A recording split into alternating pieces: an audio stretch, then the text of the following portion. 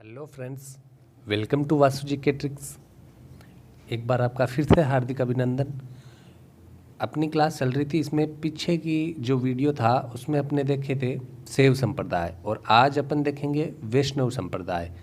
तो target Rajasthan police पटवार के लिए एग्ज़ाम बूस्टर के रूप में अपन को तैयार करना है। शॉर्ट नोट्स बनाने हैं और शॉर्ट नोट्स बिल्कुल अच्छे से आपको याद करने हैं। तो नोट्स कैसे बनाए जाएं ये भी एक तरीका आप वीडियो में आपको सीखने को मिलेगा और कैसे पढ़ना है ये भी आप सीख पाओगे। तो चलिए शुरू करते हैं। सबसे पहले देखिए भक्ति आंदोलन। भक्ति आंदोलन जो है आप नाम सुनते हैं। भक्ति आंदोलन का प्रारंभ मतलब उद्गम कहाँ हुआ था? तो ये हुआ था दक्षिणी भारत में। कहाँ हुआ था? दक्षिणी भारत में भक्ति आंदोलन का प्रारंभ हुआ था। अब इस भक्ति आंदोलन का जो दक्षिण भारत में प्रारंभ हुआ, प्रवर्तक कौन थे? तो प्रवर्तक थे कौन? शंकराचार्य। तो ये प्रश्न, पहला प्रश्न आपको मिल सकता है कि भक्ति आंदोलन के प्रवर्तक किसे कहा गया है या प्रवर्तक कौन है? तो आप कहेंगे शंकराचार्य। अब इन्हीं शंकराचार्य के शिष्य थे कौन? यमुनाचार्य। कौन थे? यमुनाचार्य। और इन्हीं यमुनाचार्य ने वैष्णव संप्रदाय का प्रतिपादन किया था। किसका? वैष्णव संप्रदाय का। तो याद क्या रखना, भक्ति आंदोलन जिसका प्रारंभ हुआ दक्षिणी भारत में, प्रवर्तक कहते हैं प्रारंभ करने वाले को। तो प्रवर्तक कौन हो गए? शंकराचार्य भक्ति आंदोलन के। अब इन्हीं शंकराचार्य के शिष्य यमुनाचार्य, और इन्हीं यमुनाचार्य ने कौन सा संप्रदाय प्रतिपादित किया था? वैष्णव संप्रदाय। ठीक है। अब देखो, वैष्णव संप्रदाय की शाखाएं बताई थी मैंने पहले वीडियो में। कितनी शाखाएं? 5 शाखाएं। कौन कौन सी? वल्लभ संप्रदाय, निम्बार्क संप्रदाय, गौड़ीय संप्रदाय, रामानुज संप्रदाय व रामानंदी संप्रदाय। बताया था ना कि राम नीम व गुड़ नहीं खाते क्योंकि उन्हें आनंद नहीं आता। मतलब राम से रामानुज, गुड़ से गौड़ीय, वैसे वल्लभ संप्रदाय नहीं, गुड़ व नीम तो निम्बार्क नहीं खाते क्योंकि उन्हें राम को आनंद नहीं आता। तो देखो, इनके सभी के प्रवर्तक आपको याद रखने हैं। ठीक है। और प्रवर्तक में आपको मिलान किए जाने वाले क्वेश्चन भी मिल सकते हैं। तो वल्लभ संप्रदाय, जैसे कि नाम वल्लभ है तो वल्लभाचार्य ही इसके प्रवर्तक है। निम्बार्क संप्रदाय का नाम निम्बार्क संप्रदाय, तो इन्हीं के प्रवर्तक के नाम पर ही संप्रदाय का नाम हो गया। तो प्रवर्तक कौन? निम्बार्काचार्य। रामानुज, तो रामानुज का नाम ही मतलब इसी संप्रदाय के अनुसार हो गया, तो रामानुजाचार्य अपने नाम पर ही क्या हो गया? संप्रदाय हो गया। रामानंद, तो रामानंद के नाम पर ही रामानंदी संप्रदाय हो गया। एक ही अलग है, वो कौन सा है? गौड़ीय संप्रदाय। माधवाचार्य, माधवाचार्य के नाम पर कौन से संप्रदाय का नाम पड़ा? मतलब माधवाचार्य ने किस संप्रदाय का प्रवर्तक थे? ये थे गौड़ीय संप्रदाय के। तो ये एक ही अलग याद रखना है। वल्लभाचार्य ने वल्लभ संप्रदाय, निम्बार्काचार्य ने निम्बार्क संप्रदाय, रामानुजाचार्य ने रामानुज संप्रदाय और रामान ने रामानंदी संप्रदाय। एक ही आपको अलग याद रखना है, माधवाचार्य ने गौड़ीय संप्रदाय। ठीक है। तो यह प्रवर्तक जरूर याद रखिएगा। अब आपको बोलना है भक्ति आंदोलन, प्रवर्तक शंकराचार्य, शिष्य यमुनाचार्य, यमुनाचार्य द्वारा वैष्णव संप्रदाय, वैष्णव संप्रदाय की 5 शाखाएं, वल्लभ संप्रदाय, निम्बार्क संप्रदाय, गौड़ीय, रामानुज और रामानंदी। ठीक है। चलो बढ़ते हैं, डिटेल से पढ़ते हैं आगे। सबसे पहले अपन पढ़ते हैं वल्लभ संप्रदाय। वल्लभ संप्रदाय जो है इसके प्रवर्तक कौन हो गए? वल्लभाचार्य। उम्मीद है आपको ये तो याद हो ही गया है। वल्लभाचार्य ने वल्लभ संप्रदाय की स्थापना कहाँ करी थी? वृंदावन में करी थी। कहाँ करी थी? वृंदावन में। अब आपको सबसे मोस्ट इम्पोर्टेंट लाइन यहाँ क्या याद रखनी है? क्वेश्चन क्या बन सकते हैं? तो वल्लभ संप्रदाय के प्रवर्तक याद रखोगे। दूसरा सबसे मोस्ट आपको सेकेंड लाइन ये याद रखनी है कि वल्लभाचार्य ने कौन सा भाष्य लिखकर, कौन सा भाष्य लिखा? अणुभाष्य लिखकर। है ना, अणुभाष्य। तो इनके द्वारा क्या लिखा गया, अणुभाष्य लिखकर दर्शन कौन सा दिया था इन्होंने, शुद्धाद्वैत। तो भक्ति का एक नया दर्शन प्रतिपादित किया वल्लभाचार्य ने, कौन सा, शुद्धाद्वैत, शुद्ध द्वैत, ठीक है, शुद्ध अद्वैत ये है। तो शुद्धाद्वैत जो है ये दर्शन प्रतिपादित किया किसने, वल्लभाचार्य ने, ठीक है। अब ये जो है वल्लभाचार्य, इनका जो है विद्वता को इस प्रकार मान सकते हैं कि विजयनगर साम्राज्य के शासक थे कृष्णदेव राय, इनके दरबार में ये गुरु बनकर रहे थे, ठीक है। अब देखो 2 प्रश्न, एक तो ये याद रखोगे वल्लभाचार्य वाला, एक अणुभाष्य वाला याद रखोगे, ठीक है। एक आप याद रखोगे कि किस संप्रदाय को पुष्टि मार्गीय संप्रदाय कहा जाता है। तो किस संप्रदाय को पुष्टि मार्गीय संप्रदाय कहा जाता है, वल्लभ संप्रदाय को पुष्टि मार्गीय संप्रदाय कहा जाता है। एक ये प्रश्न हो सकता है कि कृष्ण के बाल रूप की पूजा कौन से संप्रदाय में की जाती है। कृष्ण जो है बच्चे के रूप में, मतलब लल्ला के रूप में, है ना। तो लल्ला के रूप में किस संप्रदाय में पूजते हैं, वल्लभ संप्रदाय में। तो ये चौथा मोस्ट इंपॉर्टेंट क्वेश्चन हो गया आपके लिए। तो पहले प्रवर्तक याद रखोगे वल्लभाचार्य, फिर वल्लभाचार्य ने अणुभाष्य लिखकर शुद्धाद्वैत। अच्छा देखो यहाँ से ऐसे याद करो, कृष्ण के बाल रूप की पूजा होती है ना, तो बाल रूप मतलब बच्चे का मतलब छोटा रूप, है ना, छोटा कह सकते हैं, ये लो, ठीक है। और आप इधर क्या आ रहा है, अणु आ रहा है ना। तो अणु क्या होता है, छोटा होता है, ठीक है। तो छोटा, तो ऐसे याद रखो कृष्ण का बाल रूप मतलब छोटा छोटा यानी अणु। और अणु जो बच्चा होता है, जो छोटा होता है, वो क्या होता है, शुद्ध होता है, ठीक है। क्या होता है, शुद्ध होता है, शुद्धाद्वैत, है ना। तो शुद्ध होता है और वो देता है, मतलब मारता भी है वो।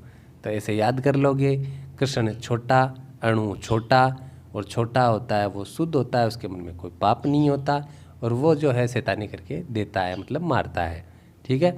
अब देखो वल्लभाचार्य के एक पुत्र थे, कौन, विट्ठलदास। कौन थे, विट्ठलदास।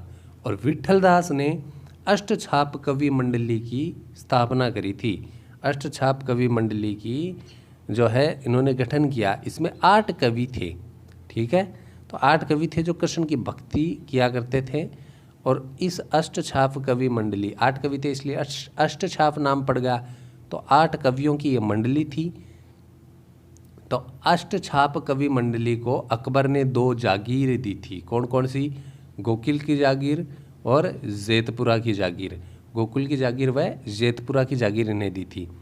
अब विट्ठलदास जी जो थे, इनकी विद्वता से प्रभावित होकर अकबर ने चाकदार बाग और कुलय नामक अपनी राजकीय पोशाक पहनने की इजाज़त दी थी। इसको, विट्ठलदास जी को। तो यहाँ से अष्टछाप कवि मंडली का गठन किसने किया, ये प्रश्न बन सकता है। अकबर ने अष्टछाप मंडली को कौन कौन सी जागीर दी, ये प्रश्न बन सकता है। अकबर ने किस संत की विद्वता से प्रभावित होकर चाकदार बाग व कुलय नामक राजकीय पोशाक पहनने की इजाज़त दी थी, तो ये भी प्रश्न हो सकता है, ठीक है। तो ये आपको याद रखना है। तो आगे बढ़ते हैं। आगे बढ़ने पर अपन देखते हैं नाथ द्वारा सिंहाड़। नाथ द्वारा, जिसका पहले नाम क्या था, सिंहाड़ था। यहाँ श्रीनाथ जी का मंदिर है। आपको याद होगा पिछवाइयों से संबंधित है ना, पिछवाइयाँ। हस्तकला में आप पढ़ते हो कि पिछवाइयाँ कहाँ से संबंधित है, तो आप क्या कहते हो, नाथ द्वारा, श्रीनाथ जी का मंदिर, ठीक है। तो ये जो है श्रीनाथ जी का मंदिर, ये किस संप्रदाय की पीठ है, वल्लभ संप्रदाय की पीठ है। निर्माण किसने करवाया था, 1671-72 में महाराणा राज सिंह ने करवाया। ये वही राज सिंह है जो औरंगजेब का प्रतिद्वंदी था। अब एक प्रश्न और पूछा जा सकता है कि राजस्थान के किस मंदिर में दिन में 8 बार पूजा होती है, तो आप क्या कहेंगे, नाथ द्वारा का जो श्रीनाथ जी का मंदिर है, इसमें 8 बार पूजा होती है एक दिन में, मतलब 8 बार पूजा का प्रश्न पूछे तो आप नाथ जी का मंदिर नाथ द्वारा कहेंगे। वल्लभ संप्रदाय की पीठ है। निर्माण 1671-72 में महाराणा राज सिंह ने करवाया था। और ये जो मूर्ति है पहले उत्तर प्रदेश में थी, लेकिन औरंगजेब का आदेश था हिंदू मंदिरों को तोड़ना, तो वहाँ से ये जो है पंडित दो मूर्ति लेकर भागे थे, मारवाड़ आए थे। मारवाड़ में जसवंत सिंह जो है वो दक्षिण अभियान पर था, इस वजह से कोई रख नहीं पाया। और वहाँ जो ये है मारवाड़ में इन्होंने जो कुछ समय बिताया था, तो ये क्या करते थे, सुनी पड़ी हवेलियों में मूर्ति को, कृष्ण जी की जो मूर्ति है, इस मूर्ति को रख कर भजन भाव किया करते थे। इसलिए इस वल्लभ संप्रदाय में संगीत को क्या कहते हैं, संगीत को कहते हैं हवेली। क्या कहते हैं, हवेली। तो ये शब्दावली में आगे देखेंगे अपन, संगीत को कहते हैं हवेली। ठीक है, देखो ये रहा शब्दावली। भाई संगीत को क्या कहते हैं, हवेली। संगीत का मतलब होता है हवेली बोलते हैं, है ना। तो हवेली संगीत हो गया। दर्शन करने को क्या बोलते हैं, झांकी बोलते हैं। कोडवर्ड मान लो, दर्शन को क्या बोलते हैं, झांकी। कृपा जो होती है, कृपा को क्या बोलते हैं, पुष्टि। ठीक है, भगवान, और इसीलिए इसको क्या कहते हैं, पुष्टि मार्गीय संप्रदाय कहते हैं, मतलब भगवान की कृपा बनी रहे। महोत्सव, इस वल्लभ संप्रदाय का जो प्रमुख महोत्सव है वो है अन्नकूट महोत्सव। कौन सा है, अन्नकूट महोत्सव। और ये कब मनाया जाता है, का 16 लिखा है मैंने, इसका मतलब क्या हुआ, कार्तिक की 16 तारीख। और कार्तिक की 16 तारीख का मतलब हो गया कार्तिक शुक्ल एकम, कार्तिक शुक्ल एकम। और मेला, प्रमुख मेला कौन सा है, जन्माष्टमी का मेला। कब आता है, भाद्रपद की भादवा की 8 तारीख को। 8 तारीख को मतलब क्या हो गया, भाद्रपद कृष्ण अष्टमी। तो ये हो गया। ये त्योहारों से संबंधित पीछे वीडियो डाला गया है, तो आप देख सकते हैं, बहुत ही सिंपल तरीके से है, आपको याद करने में बहुत आसानी होगी। तो त्योहारों से संबंधित वीडियो आप पीछे देख सकते हैं। अब देखो, यहाँ वल्लभ संप्रदाय के प्रमुख 8 मंदिर है, और 8 मंदिरों में से अधिकतर अपने राजस्थान में है। तो आपको देखो, श्रीनाथ जी का मंदिर सिहाड़ या नाथद्वारा राजसमंद में है, आपको पता है। और इसे 7 ध्वजों का स्वामी कहा जाता है। ये प्रमुख पीठ या प्रधान पीठ है। तो 7 ध्वजों का स्वामी पूछ ले आपको, तो आप क्या कहोगे, 7 ध्वजों का स्वामी श्रीनाथ जी, है ना, नाथद्वारा। और आपको पता है रामदेव जी के 5 रंगों का झंडा चढ़ाया जाता है, तो 5 रंगों का जो ध्वज चढ़ाया जाता है उसे नेजा कहा जाता है। बालकृष्ण मंदिर, नाथ जी के बाद क्या याद करोगे, बालकृष्ण मंदिर। इस संप्रदाय में कृष्ण की बाल रूप में पूजा होती है ना, तो बालकृष्ण मंदिर कहाँ है, गुजरात में है। द्वारकाधीश मंदिर, द्वारकाधीश मंदिर कहाँ है, कांकरोली राजसमंद में। फिर गोकुलनाथ जी का मंदिर, गोकुल यूपी में है, नाम से ही समझ जाओगे। गोकुलनाथ जी यूपी में है, लेकिन गोकुल चंद्र जी कहाँ है, कामवन भरतपुर में है। फिर है मदन मोहन मंदिर, कामा भरतपुर। मथुरेश जी कोटा, ये वल्लभ संप्रदाय की प्रथम पीठ है। तो ये 2 क्वेश्चन अलग अलग, एक यदि 7 ध्वजों का स्वामी पूछे तो आप कहेंगे नाथ जी, और दूसरा प्रमुख पीठ पूछे, प्रमुख पीठ या प्रधान पीठ, तो आप कहेंगे श्रीनाथ जी। लेकिन वल्लभ संप्रदाय की प्रथम पीठ ये प्रश्न पूछे तो आप कहेंगे मथुरेश जी कोटा। तो प्रथम पीठ और प्रधान पीठ या प्रमुख पीठ में अंतर रखना। प्रथम पीठ तो होगी मथुरेश जी कोटा, प्रमुख पीठ या प्रधान पीठ होगी श्रीनाथ जी नाथद्वारा। तो ये प्रमुख मंदिर थे वल्लभ संप्रदाय के। आप एज इट इज़ इसे अपनी नोटबुक में उतार सकते हैं, ताकि आपको शॉर्ट में याद करने में आसानी हो। फिर बढ़ते हैं, देखो, निम्बार्क संप्रदाय की ओर। दूसरा संप्रदाय निम्बार्क संप्रदाय। निम्बार्क संप्रदाय के अन्य नाम है नारद संप्रदाय, हंस संप्रदाय, सनक संप्रदाय, राधा वल्लभ संप्रदाय। तो ये अन्य नाम भी आपको याद करना, चूँकि आपकी एग्ज़ाम बहुत ही निकट है, तो अन्य नाम भी आप याद करना। पूछा जा सकता है कि सनक संप्रदाय किस संप्रदाय को कहा जाता है, तो सनक संप्रदाय निम्बार्क संप्रदाय को कहा जाता है। निम्बार्क नारद, हंस, सनक, राधा वल्लभ, इसके प्रवर्तक थे निम्बार्काचार्य। ये तो नाम से ही याद रह जाएगा, कोई मुश्किल नहीं होगा। अब देखो आगे बढ़ते हैं। प्रवर्तक निम्बार्काचार्य हो गए। भारत में प्रमुख पीठ है वृंदावन उत्तर प्रदेश में। कहाँ? वृंदावन उत्तर प्रदेश में। लेकिन राजस्थान में प्रमुख पीठ है कहाँ? सलेमाबाद अजमेर। सलेमाबाद अजमेर में रूपनगढ़ नदी के किनारे है और आचार्य परशुराम द्वारा ये स्थापित पीठ है। किसके द्वारा स्थापित की गई थी सलेमाबाद पीठ? आचार्य परशुराम द्वारा, रूपनगढ़ नदी के किनारे है। हमारे एक टीचर है जिनका एचएम में सिलेक्शन हुआ और उनकी ड्यूटी कहाँ है? यहीं पर है, सलेमाबाद रूपनगढ़, है ना। हरपुल जी सर है, उनकी ड्यूटी कहाँ है? रूपनगढ़ में, रूपनगढ़ नदी के किनारे। ये जो सलेमाबाद है यहीं पर है। तो आपको थोड़ा सा इसलिए बताया ताकि याद रह जाए, है ना। ठीक है, अब देखो वहाँ तो अपन ने देखा था वल्लभ संप्रदाय में कि बाल रूप की पूजा होती है तो शुद्ध होता है बाल, है ना, अणु की तरह होता है, तो वैसे याद हो गया। लेकिन यहाँ निम्बार्क संप्रदाय जो है, यहाँ वेदांत परिजात लिखकर, क्या लिखा? वेदांत परिजात लिखकर द्वैताद्वैत या भेदाभेद दर्शन दिया। भक्ति का नया दर्शन कौन सा दिया? द्वैताद्वैत दर्शन दिया। ठीक है, उस वल्लभ संप्रदाय में कृष्ण की बाल रूप में पूजा होती थी। लेकिन यहाँ क्या है? यहाँ राधा कृष्ण की युगल रूप में पूजा होती है। मतलब राधा को कृष्ण की परिणति माना जाता है। मतलब परिणति का मतलब हो गया पत्नी। ठीक है, तो राधा कृष्ण की युगल रूप में पूजा होती है। ये लाइन आपको खास तौर पे याद रखनी होगी कि एक तो कृष्ण को बाल रूप में पूजा कौन से संप्रदाय में होती है? वल्लभ संप्रदाय में। फिर पूछे राधा कृष्ण की युगल छवि के रूप में पूजा किस में होती है? तो निम्बार्क संप्रदाय में होती है। ठीक है, यहाँ राधा को कृष्ण की परिणति मानकर किस संप्रदाय में पूजा करी जाती है? तो निम्बार्क संप्रदाय में। ठीक है, प्रमुख मेला जो है वो राधाष्टमी का लगता है भाद्रपद की 23 तारीख को। भाद्रपद की 23 तारीख का मतलब क्या हो गया? भाद्रपद शुक्ल अष्टमी। क्या हो गया? भाद्रपद शुक्ल अष्टमी।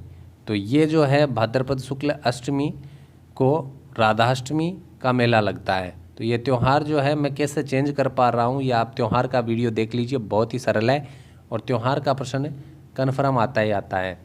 आगे बढ़ते हैं। गौड़ीय संप्रदाय। गौड़ीय संप्रदाय के अन्य नाम याद रखना। आधुनिक वैष्णववाद संप्रदाय और अचिंतनीय संप्रदाय कहते हैं इसे। गौड़ीय संप्रदाय के प्रवर्तक कौन? माधवाचार्य। एक का ही प्रवर्तक आपको याद रखना है गौड़ीय संप्रदाय का, बाकी ऑटोमेटिक याद रह जाएंगे। गौड़ीय संप्रदाय के कौन है प्रवर्तक? माधवाचार्य है। देखो आगे बढ़ते हैं। यहाँ आपको याद रखने हैं दो मंदिर। देखो ये तो है भारत में और ये याद रखेंगे अपन राजस्थान में। तो भारत में प्रमुख पीठ कौन सी है गौड़ीय संप्रदाय की? गोविंद देव जी का मंदिर है। हालांकि राजस्थान वाला भी गोविंद देव जी का मंदिर है। तो दोनों गोविंद देव जी के मंदिर याद रखने हैं। एक है वृंदावन में, एक है जयपुर में। ठीक है, तो वृंदावन वाली तो भारत की सबसे प्रमुख पीठ हो गई गौड़ीय संप्रदाय की, और ये जो जयपुर वाला है ये राजस्थान के प्रमुख पीठ हो गई। वृंदावन का जो मंदिर है गोविंद देव जी का, इसका निर्माण करवाया था मिर्जा राजा मान सिंह ने। किसने करवाया था? मिर्जा राजा मान सिंह ने। लेकिन जो जयपुर का है इसका निर्माण किसने करवाया था? सवाई जय सिंह, या फिर जय सिंह सेकंड कह सकते हो। 7 मंजिला था वृंदावन वाला, जिसे औरंगजेब ने तुड़वाया था। और यहाँ देखो राजस्थान में अन्य पीठ कहाँ है? मदन मोहन मंदिर करौली। कहाँ है? मदन मोहन मंदिर करौली। एक चीज़ कन्फर्म ध्यान रखना, वो मैं आपको दिखा देता हूँ। यहाँ देखो मदन मोहन मंदिर करौली, याद रहा? मदन मोहन मंदिर करौली कौन से संप्रदाय की? गौड़ीय संप्रदाय की। मदन मोहन मंदिर करौली। अब देखो यहाँ अपन ने देखा मदन मोहन मंदिर कामा भरतपुर। तो मदन मोहन मंदिर जो कामा भरतपुर में है ना, वो तो है वल्लभ संप्रदाय की प्रमुख पीठ। लेकिन जो करौली में है ना मदन मोहन मंदिर, वो कौन से संप्रदाय की है? वो है गौड़ीय संप्रदाय। तो ये याद रखना पक्का। मदन मोहन मंदिर करौली गौड़ीय संप्रदाय की पीठ है, लेकिन मदन मोहन मंदिर कामा भरतपुर किसकी है? वल्लभ संप्रदाय की। ठीक है, चलो आगे बढ़ते हैं। अब यहाँ जो गौड़ीय संप्रदाय की अन्य पीठ आपको याद रखनी है मदन मोहन मंदिर करौली। अब इसमें एक और है, इसी गौड़ीय संप्रदाय से संबंधित है चैतन्य महाप्रभु, जिनका अन्य नाम है गौरांग महाप्रभु। इन्हें बंगाल में कृष्ण का अवतार माना जाता है। किसको? चैतन्य महाप्रभु या गौरांग महाप्रभु को। ये कृष्ण लीलाओं के माध्यम से बंगाल में इस गौड़ीय संप्रदाय का प्रचार प्रसार किया करते थे। ठीक है, तो चैतन्य महाप्रभु या गौरांग महाप्रभु कौन से संप्रदाय से संबंधित थे? गौड़ीय संप्रदाय से संबंधित थे, ये याद रखना है। चौथे संप्रदाय की ओर बढ़े, रामानुज संप्रदाय। रामानुज संप्रदाय के प्रवर्तक कौन? रामानुजाचार्य। इसे रामावत संप्रदाय भी कहते हैं और श्री संप्रदाय भी कहते हैं। इन्होंने श्री भाष्य लिखकर विशिष्टाद्वैत दर्शन दिया था। कौन सा भाष्य लिखा? श्री भाष्य लिखा। और अणुभाष्य किसने लिखा था? वल्लभाचार्य ने। तो श्री भाष्य लिखकर विशिष्टाद्वैत दर्शन दिया था। रामानुज का मतलब क्या होता है? राम अनुज, संधि करते हैं तो राम अनुज। अनुज यानी क्या होता है? छोटा। किसका छोटा? राम का अनुज, छोटा भाई होता है, उसे क्या बोल सकते हैं? अनुज, है ना। तो देखो, राम का अनुज कौन? लक्ष्मण। लक्ष्मण, ठीक है। और लक्ष्मण क्या था? राम जी के लिए विशिष्ट था। विशिष्ट यानी विशेष था। तो विशेष था, तो रामानुज ने कौन सा लिखा? विशिष्टाद्वैत लिखा था। कौन सा लिखा? विशिष्टाद्वैत। और जो लक्ष्मण है वो राम जी की हमेशा बोलने में मतलब भाष्य बोलने में इज्जत किया करता था, श्री लगाया करता था। तो श्री भाष्य लेकर विशिष्टाद्वैत दर्शन दिया, याद रहेगा। ये जो दर्शन है ये जरूर याद कर लेना, मिलान वाले में पूछ सकते हैं। फिर आया रामानंद संप्रदाय, चूँकि रामानुज संप्रदाय से ही निकला है कौन सा? रामानंद संप्रदाय। प्रवर्तक कौन हुए? रामानंद। रामानंद के कुल कितने शिष्य हुए? 12 शिष्य हुए। अब देखो, अक्सर प्रश्न पूछा जाता है कि कबीर, रैदास, पीपा, धन्ना ये किसके शिष्य थे? तो रामानंद के शिष्य थे। ठीक है, कबीर, रैदास, पीपा जी, धन्ना जी। धन्ना जी का संबंध धुवन गांव टोंक से, और इन्हें जाना जाता था चमत्कारिक कार्यों के लिए। बिना बीज के खेती कर लेते थे। बिना बीज के अच्छी फसल होना किससे जुड़ा है? धन्ना जी से जुड़ा है। पीपा जी आपको पता है, पीपा जी की छतरी, पीपा जी की गुफा, पीपा जी का मंदिर। पीछे की क्लासेज में जो है आप ज़रूर देखिएगा, 40 क्विज दी हुई है, वो वीडियोज़ पक्का देखिएगा। उसमें से काफ़ी कुछ क्वेश्चन आपको एग्ज़ाम में मतलब सहायता करेंगे। रैदास, मन चंगा तो कटौती में गंगा, किसके गुरु थे? रैदास मीराबाई के गुरु थे, कबीरदास जी। अनंतानंद, भावानंद, सुखानंद, नरहरि आनंद, सेना जी, सदना जी, पद्मावती, सुरसुरी। पद्मावती और सुरसुरी ये इनकी महिला शिष्या थी। ठीक है, महिला शिष्या थी, और ये पहले संत थे जिन्होंने महिलाओं को भी अपना शिष्य बनाया था। ठीक है, अब देखो रामानंद संप्रदाय की प्रमुख पीठ के बारे में बात कर लें तो राजस्थान में है गलताजी। गलताजी जयपुर, गलताजी तीर्थ है, गलताजी जयपुर राजस्थान में रामानंदी संप्रदाय की प्रमुख पीठ है। गलताजी के उपनाम उत्तर तोताद्री व मंकी मेली, मंकी वैली है ना। तो उपनाम है गलताजी के उत्तर तोताद्री और मंकी वैली। प्रवर्तक कृष्णदास पयहारी। कृष्णदास पयहारी कौन से पीठ के प्रवर्तक थे? गलताजी जयपुर, जो रामानंदी संप्रदाय की प्रमुख पीठ है। पयहारी का मतलब हो गया ऐसा व्यक्ति जो सिर्फ खाने में दूध ही लेता हो, दूध के अलावा कुछ नहीं खाता हो, तो उसे कहते हैं पयहारी। अब रामानंदी संप्रदाय की अन्य पीठ कौन सी है? तो यह है रेवासा सिक्कर। रेवासा जो है जीण माता के पास पड़ता है, रेवासा गोरिया सिक्कर, तो ये रेवासा सिक्कर में है। इस के जो है प्रवर्तक कौन थे? अग्रदास जी थे। कौन थे? अग्रदास जी। और यहाँ जो है इस संप्रदाय का उपनाम है रसिक संप्रदाय। कौन सा? रसिक संप्रदाय। ठीक है, तो इस संप्रदाय को क्या कहते हैं? रसिक संप्रदाय कहते हैं। यहाँ देखो भगवान राम जो है इनकी कृष्ण की तरह रसिक मानकर पूजा जाता है। सीता व राम की श्रृंगारिक जोड़ी की पूजा होती है। सीता व राम की श्रृंगारिक जोड़ी है ना। तो कृष्ण जी रासलीला किया करते थे ना, तो कृष्ण जी की तरह राम जी को रसिक मानकर पूजा जाता है। वर्तमान में इस पीठ के जो है उत्तराधिकारी कौन है? राघवाचार्य जी महाराज है। कौन है? राघवाचार्य जी। प्रवर्तक कौन थे? अग्रदास जी। वर्तमान में कौन है? राघवाचार्य जी। देखो अपन ने जो है आज वैष्णव संप्रदाय पढ़ा है, और वैष्णव संप्रदाय आपको अच्छे से याद कर लेना है।